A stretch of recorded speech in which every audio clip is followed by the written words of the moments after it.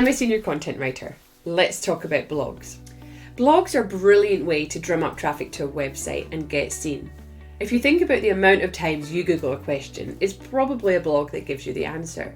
So the big question is, how do you make sure it's your blog that's giving the answer?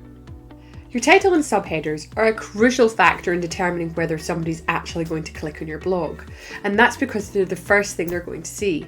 Your title is like the synopsis of a good book and needs to indicate what the topic is, and your subheaders, they kind of indicate the answer. Here's 4 ways that you can write a really good title and some really good subheaders. Make sure your title is very clear in the topic, is specific about the audience, is quite short, around about 60 to 70 characters is ideal for SEO purposes.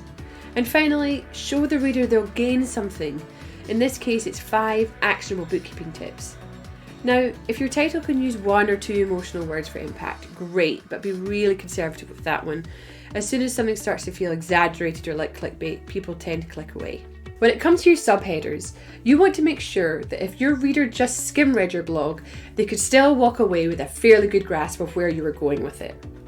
Good subheaders are informative, they're short and snappy, and they're fairly consistent. And what I mean by that is, anything between 3 to 6 subheaders per standard blog is ideal. It means that your reader can follow along with you rather than wondering where you're going. Now, that's everything you need to know about titles and subheaders, but let's go through those tips again. You want to make sure that your title is topic specific, audience specific, anything between 60 to 70 characters long, and that the audience realise they'll gain something by reading your blog.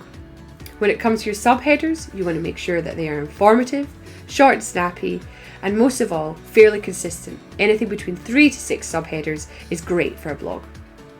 Now, you've got them that far, but what do you do next? Well, it's all in your first sentence. Watch the next video to find out more.